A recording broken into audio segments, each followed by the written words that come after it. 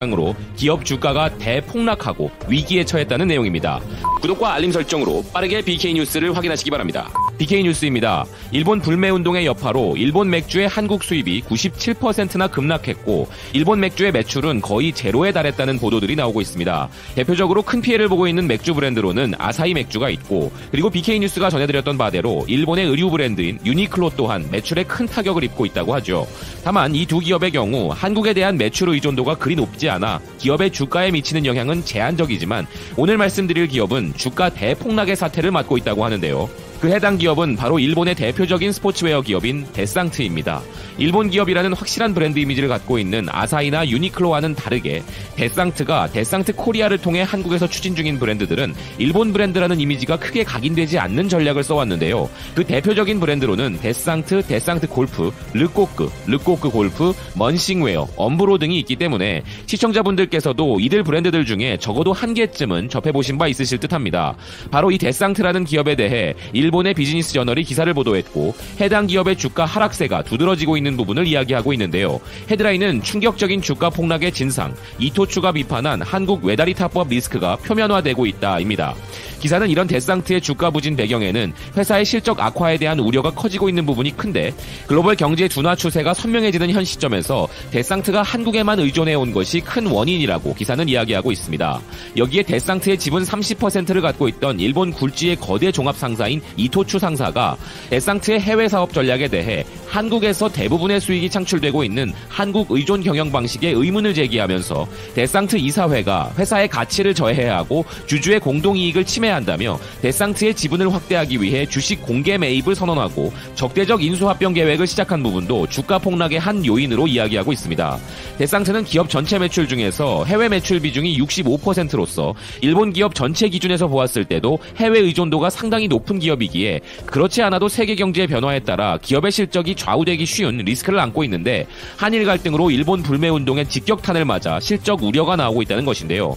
데상트는 사실상 한국에 절대적으로 의존하는 한국 외다리 탑법 기업으로서 기업의 전체 해외 매출 중 한국에서의 수익이 자그마치 56%나 되는 구조이고, 지난해 전체 매출 1,424억 엔 중에서 한국에서의 매출액이 722억 엔이었는데 현재 전후 최악이라 불릴 정도의 한일 관계 악화와 일본 불매운동이 데상트의 한국 사업에 무시할 수 없는 영향과 직접적인 타격을 준 것이라고 기사는 설명하고 있습니다. 일본 마이니치 신문도 데상트의 최대 주주인 이토추 상사 출신의 새로운 데상트 사장 오제키 슈이치가 일본 불매운동의 영향에 대해 한 말을 전하고 있는데요. 그는 향후 실적에도 크게 영향을 미칠 것이라는 강한 우려를 나타내면서도 한국이 수익의 기둥인 것은 변함이 없지만 새로운 매출 증가를 목표로 비용 절감 등을 통해 높은 수익률을 내는 체질로의 전환이 중요하다라고 언급했다고 합니다. 또한 오제키 슈이치 사장은 한국 의존 상황의 위기 타개책으로 중국에서의 사업을 확장하여 중국을 최대 수익원으로 육성하고 싶다는 강한 의지를 밝혔다는 이야기도 전했는데요.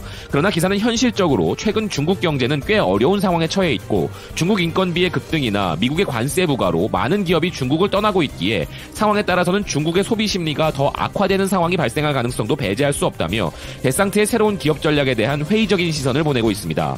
이 기사를 요약해보면 데상트의 주가 대폭락과 위기 상황을 만들어낸 요인들이 모두 한국과 연관이 있다는 것인데요.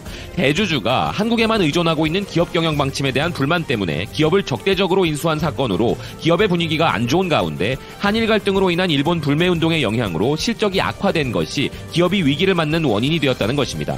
이상 우리의 자발적인 일본 불매운동이 일본의 합니다. 그리고 이에 따라 일부 일본 관광지에서는 빨리 한국과 화해하지 않으면 폐업이다라는 비명을 지르고 있다고 이야기합니다.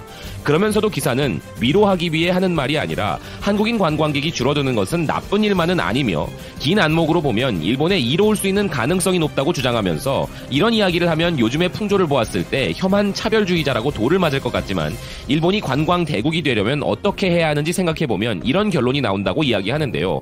물론 한국인 관광객이 오지 않아도 된다는 말을 하는 것은 아니고 이전처럼 한국인 관광객이 일본에 와주었으면 하는 것은 당연한데, 도를 넘은 한국 의존은 이제 그만두고 방일 관광객의 균형을 맞춰 건전하게 바꿔나간다는 기준에서 볼 때 이번 한국 관광객 격감이 좋은 기회라는 것이라고 주장합니다. 이런 말을 하면 일본의 관광은 그렇게 한국에 의존하고 있지 않다고 말할 사람도 많을지 모르지만, 사실 한국 관광객이 없으면 장사가 안 되는 지역도 있다면서 규슈와 대마도를 이야기하는데요. 후쿠오카 방문 관광객 중 한국인은 과반수 이상인 52%로 있는데요. 중국은 6%, 구미 호주 관광객은 2%뿐이며 일본 전체를 봐도 한국이 25%, 중국이 19%, 구미 호주가 13%의 비율이기에 현재 일본의 관광산업은 한국인이 안 와도 지장이 없다고 하면 이상할 정도로 한국에 의존하는 한국 외다리 타법이라고 이야기합니다. 기사는 한국 관광객이 많이 오는 것이 나쁘다는 것이 아니라 한국 관광객만 왔었다는 것이 문제였으며, 그렇다 보니 한국 관광객을 기쁘게 하기 위한 관광 자원과 서비스가 우선적으로 정비되고 그 대표적인 곳이 대마도였다면서 한국 관광객의 대부분이 등산, 낚시 등의 액티비티 외에도 한국 자본의 쇼핑센터 등에서 면세 쇼핑을 즐기는 것이 단골 코스화되다 보니 한국 관광객에 대한 의존 때문에 관광지로서의 다양성이 손실되고 있었다고 이야기합니다. 그리고 한국 관광객은 사실 관광 수입으로 이어지는 부분도 적다고 주장하는데요. 한국인들은 일본을 많이 방문해봤자 크게 돈도 안 된다는 말을 하는 것입니다. 그 이후로 한국인들이 구두쇠라기보다는 지리적으로 너무 가깝다 보니 당일치기 여행이 많다면서 나가사키현을 예로 들어 한국인 관광객은 숙박을 동반하지 않는 당일 손님이 많아서 1인당 관광 소비액의 확대로 이어지지 않는다고 설명합니다. 또한 후쿠오카현의 경우에도 한국은 크루즈 선객에 치우쳐 있어 체류 기간이 짧아 큰 관광 수입이 되지 않는다는 분석을 하고 있습니다. 그런데 여기에 한국 관광객이 쉽게 찾을 수 있는 지역들에는 한국 자본의 호텔이나 음식점 등이 속속 상륙해왔기 때문에 일본은 큰 수입을 낼 수 없었다고 기사는 전하고 있습니다.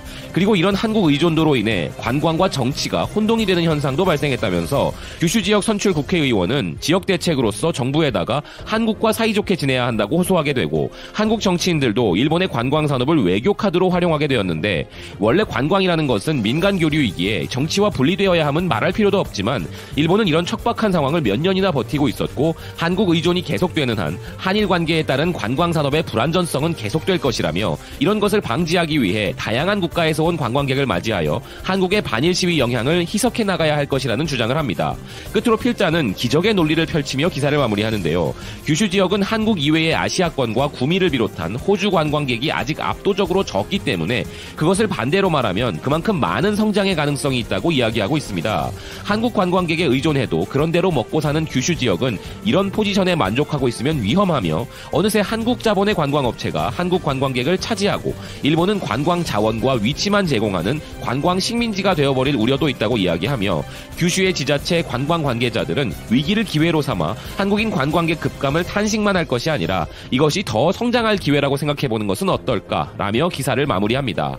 기사 내용이 마치 한일 갈등으로 인해 엄청난 피해를 보고 있는 일본 지방 지역의 불만으로부터 아베 내각을 보호하라고 정부의 보도 지침이라도 받은 것 같은 관제 보도 수준인데요. 지금 이 기사의 주장대로 외국 관광객층을 다변화해야 관광 대국이 되고 피해를 최소화할 수 있는 것은 당연한 이야기입니다. 한국 역시 그동안 일본의 수입 의존도가 높았던 소재, 부품 등의 분야에서 국산화와 수입 다변화를 추구하고 있으니까 말입니다. 근데 기사가 심각하게 착각하고 있는 부분들이 있는데, 그 첫 번째는 한국인 관광객밖에 없었던 일본 지역들의 특징은 한국처럼 가깝고 저렴한 맛에 여행을 가는 사람들이 아니었다면 애초부터 외국 관광객들이 구태여 갈 이유가 없는 지역들이었다는 사실입니다.